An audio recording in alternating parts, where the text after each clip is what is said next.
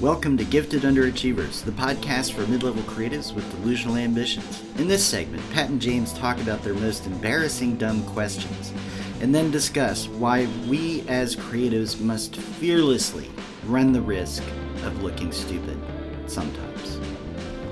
Hey Pat. Yes, James. I was thinking the other day about various things, odds and ends. And my brain has this ability to thrust all of my embarrassing memories to the front of my mind at the moments when I least expect. And it got me thinking about dumb questions, right? Yeah. Mm-hmm. And I had this experience. I got hired to write a book for MIT Press. And I was going to be working with 3 or 4 very big medical researchy authors. One of them's a Nobel laureate, that kind of thing. Cool. And the editor at the press who hired me, the really big question that he had for me is, would you be afraid to ask dumb questions? Yeah, that's a good question. And I said, no, I'm an expert at it. That's how I got to be who I am. That's so funny. But it got me to thinking about, it's true for what we do, right? So you as an editor, you have people who you're going to ask questions of that, even when you're asking the questions, sometimes it feels like the answer is obvious, but you can't just make an assumption. Mm-hmm. Right? Yeah. So you have to be willing to ask a question that somebody's going to go, well, that's obvious, or that's idiotic, Okay. come at you a little bit. Right. And I've definitely had clients where, if I ask certain questions, they're going to be like, what are you doing? Why aren't you paying attention? And it's like, no, Oh, I can't make an assumption here. yeah. Yeah. Right? I literally have to ask the question. But for the most part, though, those are, small number. But for the most part, I've been lucky that I've worked with people who, I can, phrase the question by saying, this is probably the dumbest thing to ask, and then get a very reasonable answer and respectful answer, Mm-hmm. Mm-hmm. So Yeah. I guess in a sense, part of my career has been about learning how to ask dumb questions. Well, they say there are no dumb questions, I guess, but in the context of what I do for a living, so I read books for a living. Mhm. That's my job, and I help writers identify what works and what doesn't work or what needs work. And part of my job means I'm a proxy for the average reader, whether it's fiction or nonfiction. So Mhm. in that context, if I don't know what a scene's doing there or who this character is, and I'm paying close attention and I'm of average intelligence, Mhm. then that's important for the writer to know that. So um, I don't call them dumb questions. Nobody's ever called me a moron about it, about asking them. For one thing, I don't, it's not like I'm sitting there in the same room with the writer and they're watching me read. And then I look up and I say, hey, well, who's this guy? And they're like, you're an idiot. No, it's all in the margins, a nice phrase. I don't phrase it as a question. I Mhm. say something like, this character is new to me. Consider introducing them earlier when you have the opportunity, blah, blah, blah. Right. So in that context, it's hard to say anything's a dumb question because I am doing a job. That's my job. Mhm. And in nonfiction, what I do, I specialize in transformational self-help, memoir, and how to. And in those 3 categories, memoir is much like fiction in that if I don't know why something's on the page, then it's my job to ask. Mhm. And in the other 2 categories, I do all of the stuff. So if it's a how to, I do whatever they're trying to teach me how to do as part of reading the book. And that way I identify gaps and so on. Uh-huh. And if it's Yeah. transformational self-help, a lot of those books have exercises at the ends of chapters and you take a journal and you do whatever they're suggesting. And so I do all of that. I actually work my way through all the exercises and go, okay, well, this part, you actually, there's a piece of information missing here. Mhm. or if they're saying get up and walk around in a circle and move, like move this over there, I get up and I do that. And if Uh-huh. if there's instructions missing, um, then I'm the person who needs to point that out. So I don't consider any of my sort of creative adjacent work questions dumb. They're there for a reason, and the reason is that Hmm. the information's missing. As far as dumb questions like the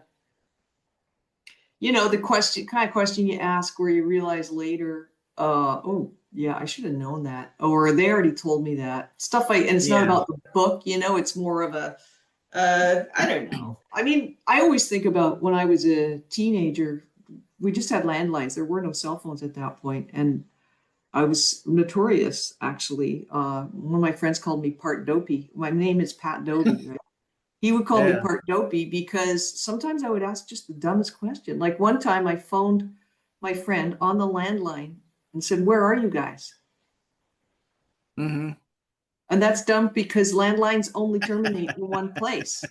So you phone somebody's house on their landline, you get the fucking phone, they answer it in their house. It's obvious, you You know? dialed the number for God's sakes. Yeah, yeah. And long silence on the other end, and well, where did you call? Like, oh yeah, Where did that was a truly dumb question. So yeah, whatever. It's Yeah. Well, no, then you say, no, no, no. I mean, are you in the bathroom, the living room? no, Is anybody no. in this I thing? owned it. I was like, that was a dumb question. Okay. I don't care what anybody thinks about me. That's, I guess, one of my biggest problems. But the thing is, I still feel the same way about questions. I don't know that they really can. Um, they can be irritating, sure. They can be pointless, yes. And those, I guess, are the dumb ones, but they can still there's still a reason why people ask questions. It's because they're trying Mhm. to get information they don't have or they don't feel like they have, unless they're being passive aggressive, in which case they might be asking questions to point out Yeah. something, Yeah. right? But I don't get a lot of that. So I would say dumb questions. You made a great point when you're like, well, when in your work you have to ask questions. In my work, I have to ask questions. You're working with somebody to collaboratively take their knowledge and put it into a book. So you have to understand what they're talking about.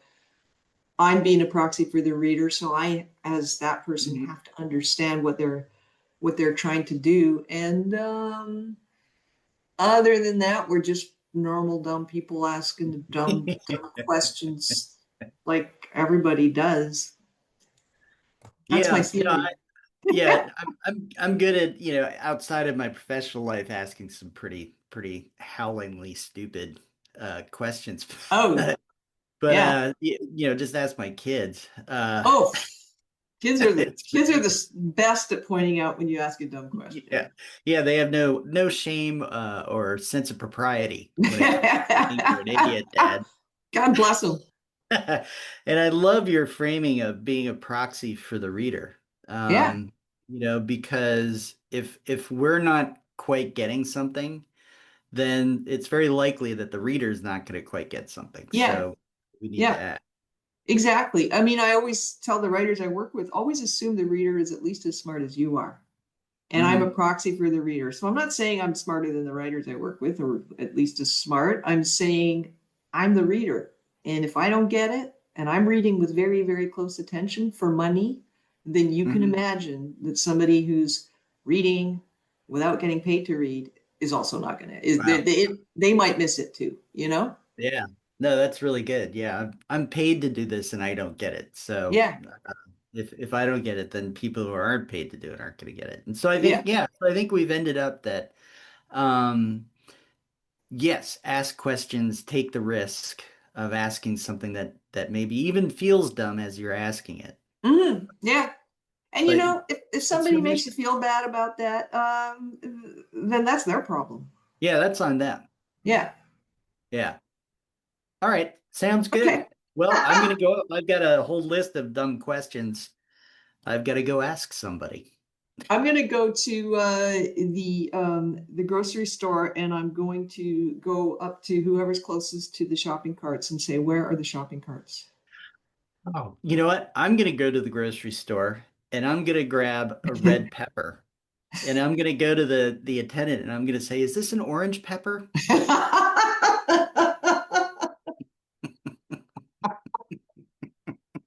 Because we're dicks. Yeah, because we're dicks.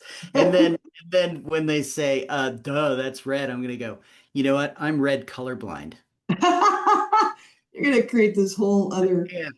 Yeah, I'm going, yeah, my delusional side is taking it's off. kicking in. I would say let's give each other homework. Let's each ask one dumb question this coming week and report back. All right, yeah, we should come up with the dumbest question to ask one of our kids. My favorite is I call them and they go, "Hello," and I'm like, "Hi, it's me, Dad."